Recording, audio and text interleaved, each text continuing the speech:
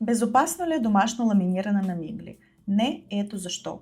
Първо, че комплектите за домашно ламиниране винаги са с по-ниско качество и могат да увредят миглите или дори да предизвикват алергични реакции. Второ, времето за действие, което е посочено в инструкцията, е само ориентировачно. То не е еднакво за всички, защото зависи от дебелината, състояние и най-вече порезността за миглите.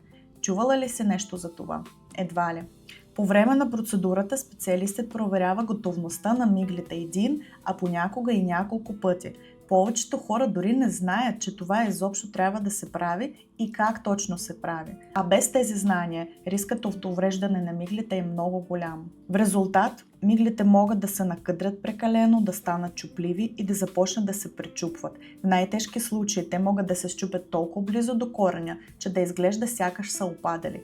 И това без дори да говорим колко трудно е самостоятелно да направиш правилно подреждане и опъване на мигли върху силиконовата форма. Без да разбираш как протича процедурата, добрият резултат е просто въпроса на късмет. Така че безопасно ли е домашно ламиниране на мигли?